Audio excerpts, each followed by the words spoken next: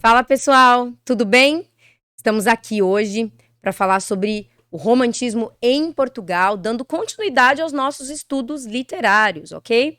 E parabéns para você que já está aqui nessa aula, porque afinal de contas a literatura ela é formada, né, por todo um pensamento dentro de uma linha histórica. Então, se você começou lá no trovadorismo, século XII, nós agora chegamos no século XIX. E vamos lá então falar um pouquinho sobre romantismo em Portugal. Gente, os portugueses, sempre muito influenciados também pela literatura francesa, pela literatura italiana, mas agora nós temos aqui no romantismo um momento histórico bem complexo para Portugal, né? Portugal está aí passando por uma guerra civil, né? Principalmente depois que a família real portuguesa vem para o Brasil, foge para o Brasil em 1808, devido a todas as pressões do exército napoleônico. Então, romantismo em Portugal, a gente tem aí um marco, né? Existem certos marcos que nós colocamos de publicações para poder delimitar alguns períodos, né? Então, 1825 é quando nós começamos aí com o romantismo em Portugal, e ele vai até ali 1865, quando começa o realismo. Então, em 1825, nós temos a publicação de um livro chamado Camões, e esse livro, então, né, que vai marcar, é um livro que nós temos muitas concepções românticas que dialogam exatamente com essa ideia de nacionalismo exacerbado, ok? O romantismo, ele vai ter uma divisão, né? Nós temos uma divisão em primeira, segunda e terceira fases românticas, ou primeira, segunda e terceira gerações. E essa primeira fase ou geração é chamada de fase nacionalista, exatamente pela valorização da nação, pela ideia de retomada do passado histórico da nação. Como Portugal, gente, está num contexto histórico super complexo, que é essa guerra civil, né? Os autores, né, os literatas, eles começam a trazer na sua literatura resgate do passado histórico de Portugal. Daí, né, o livro Camões, que é um livro que vai resgatar, vai falar sobre um dos grandes nomes da literatura portuguesa, que foi Luís Vaz de Camões, né, que viveu no século XVI, e eles vão narrar, né, nas suas histórias, períodos, né, em que Portugal passou por guerras, por batalhas, e mesmo assim conseguiu ser vitorioso. Tá? Então, a ideia da literatura, veja, a literatura sempre dialoga com o momento histórico. E a ideia da literatura, nesse momento, é buscar trazer à tona, trazer à memória aquilo que pode trazer esperança, trazer à memória da população, à memória da nação, situações históricas vivenciadas, ok? É claro que, em consonância, nós temos aí todas as características próprias do romantismo, que é o sentimentalismo exacerbado, né, colocar a emoção acima da razão, a questão do escapismo, né? Você escapar do momento presente e viver muito do passado. Os românticos têm muito essa coisa de viver do passado, né? O futuro é sempre muito muito nebuloso, então os românticos eles são pessimistas, existe um lirismo poético dentro dos seus textos sempre muito exagerado. Então, percebam aqui, por exemplo, Almeida Garré e Alexandre Herculano, que são dois autores desse período. Olha o que Almeida Garré diz no seu poema, né? Aliás, Almeida Garré é autor do livro Camões. Este inferno de amar, ah, como eu amo, quem me opôs aqui na alma, quem foi, esta chama que alenta e consome, que é vida e que a vida destrói. Como é que se veio a atear, ai, quando se há ela de apagar. Então existe esse exagero, esse sentimentalismo, o amor é visto como algo que te faz sofrer, mas ao mesmo tempo é algo que vicia, tá? Então isso é muito característico dos românticos, essa ideia da vida que é uma vida de sofrimento, né? O sofrimento amoroso é algo muito presente aqui. Bom, temos, para além de poemas, né, Almeida Garré é um grande poeta, mas nós temos também aqui Alexandre Herculano, que vai escrever uma obra muito gostosa de ler, que é Eurico o Presbítero, né? Basicamente vai ser aí um romance em que nós teremos um protagonista que é muito religioso, né? Criado, né? A primeira cena do romance, ele com um amigo e a irmã desse amigo, que é a Emengarda, né? E eles brincando, luta de espadas, sempre muito relacionado àquela ideia do cavaleirismo, né? E também aquela ideia do cavaleirismo também. Então, o cavaleiro medieval é colocado também nas obras românticas, aquele cavaleiro altruísta que luta por sua pátria, aquele herói idealizado, né? Aliás, idealização é uma palavra-chave para o romantismo. Idealização romântica, a ideia de que o mundo, né? Existe um mundo ideal, um mundo perfeito. Os personagens, os heróis são sempre muito perfeitos, são sempre heróis que morrem, inclusive, pela sua pátria, morrem em nome do amor. E o Eurico, gente, ele é um menino de família pobre que é apaixonado pela Ermengarda, eles vão crescendo, ele se apaixona por ela, mas existe uma impossibilidade amorosa, né? E essa impossibilidade amorosa faz com que os dois sofram muito. O Eurico, então, decide se tornar um presbítero, um padre. Ele fala, se eu não posso casar com quem eu amo, ficar com quem eu amo, então eu prefiro me tornar um presbítero. E depois Portugal entra em guerra, né? E aí, dentro dessa guerra com os mouros, né? Aquela guerra que existe lá no começo da independência de Portugal, quando Portugal estava expulsando os árabes, né, daquela região, da Península Ibérica, que já estavam ali há 700 anos, e aí dentro dessa guerra que o presbítero, o Eurico, o presbítero, vai se envolver nessa guerra, enfim, e aí vai descobrir que Ermengarda havia casado, então existe todo um sofrimento amoroso dentro de uma narrativa que por trás tem como pano de fundo uma situação histórica vivida por Portugal. Então tem sim o romantismo exacerbado, tem os amores, os amantes que sofrem, parecido muito com Romeu e Julieta, né? Mas por trás existe um pano histórico que mostra, então, essa questão de uma pátria, de uma nação que é forte apesar de tudo, ok?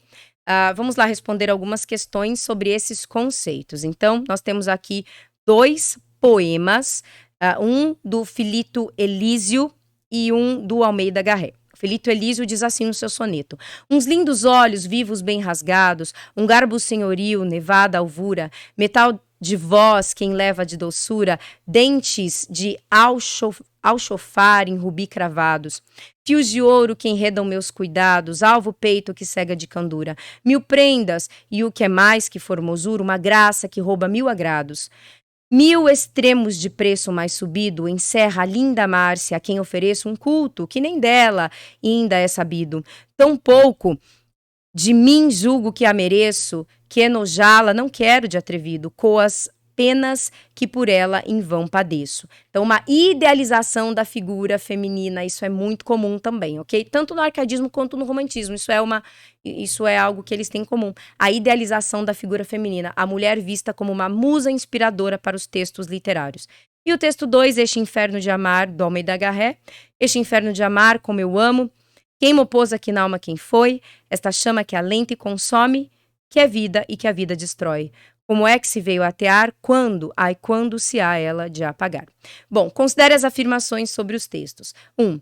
No poema de Almeida Garré, o amor é apresentado como um sentimento que acontece na vida de alguém, independentemente de sua vontade. Sim, né? Quando ele fala aqui, né? Quem me opôs aqui na alma, ou seja, quem colocou esse sentimento na minha alma, né? Então ele é algo independente mesmo, né? Tanto que ele fala, quem pôs aqui em mim, quem foi? Não foi um desejo dele. Vamos para a segunda afirmação. No poema de Filito Elísio, vê-se que o amor não se realiza fisicamente. No de Garré, explora-se o amor pelo seu aspecto físico e sensual. Bom, vamos lá.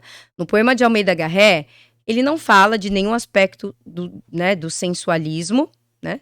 Ele vai falar aqui do amor muito mais vinculado à alma, o amor, né, um amor até platônico, este inferno de amar, tal. Não existe a questão do sensualismo aqui, mas no poema do Filito Elísio, ele vai falar sobre a questão física, ele vai falar dos olhos que são muito bonitos e rasgados, ele vai falar sobre os dentes, ele vai falar sobre os cabelos que são fios de ouro, ele vai falar sobre o alvo peito, ele vai falar sobre aspectos físicos também, tá? Mas a 2 a gente elimina, gente, porque no de Garré não tem essa questão das características físicas e sensuais. Bom, 3. Tanto no poema do Filito Elísio quanto no de Almeida Garré, há uma linha tênue entre o utópico e o real, resultando numa visão de amor sôfrega e intensa. prestes a tomar formas plenas na realidade vivida pelos amantes. Então, ele está dizendo que é uma linha muito fina, uma linha muito tênue entre aquilo que é real e aquilo que é utópico. Os românticos têm muito essa ideia do sonho, do universo onírico, né? Dessa idealização. Perceba que no poema do Filinto Elísio, ele fala, né, dessa mulher que é tão bela que ele fala, tão pouco de mim julgo que a mereço, né? Ou seja, ele não merece essa figura tão linda, tão idealizada, né, que parece um anjo. Ele fala, eu não mereço. E no poema do Garré, ele vai falar, né, deste inferno de amar. E é um amor que a gente imagina que é um amor não correspondido. Porque, afinal de contas, ele fala que a vida dele está sendo destruída por esse amor, né? Que é a vida e que a vida destrói, né? Quando que ele vai se apagar de mim? Então, a ideia que nós temos é que são amores não realizados. Então, não, a gente não fica com a 3, porque a 3 fala que esses amores estão prestes a tomar formas plenas na realidade vivida pelos amantes. E não, né? Esses amores são apenas amores que eles não podem alcançar, né? No Filinto Elísio ele fala, tão pouco de mim julgo que a mereço, e no do Garré a gente percebe que ele fala que a vida dele está sendo destruída, não são amores realizados, portanto a única correta é a número 1, ok? Ficamos com a letra A. Aqui nós temos a cruz mutilada, que é um outro texto agora do Alexandre Herculano, e uma característica também dos românticos é essa ideia de valorização da questão religiosa também. A religiosidade está muito presente.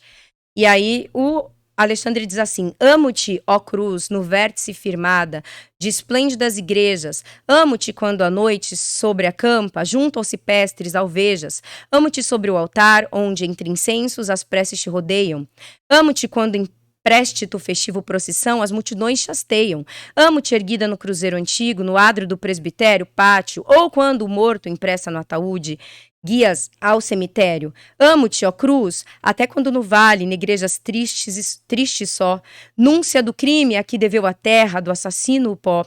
Porém, quando mais te amo, ó cruz do meu Senhor, se te encontro à tarde, antes de o sol se pôr. Então, a questão da religiosidade é muito presente no romantismo, que é diferente do arcadismo, né, gente? Os arcades tinham essa ideia do politeísmo, de retomada da antiguidade clássica, portanto, a questão mitológica, né, até, de certa forma, um ateísmo, diferente dos românticos, que se apegam muito a ideias religiosas, muito à ideia da cruz, apesar de colocarem o sentimento acima de tudo, né? Então, eles têm essa coisa do sentimentalismo religioso, ok?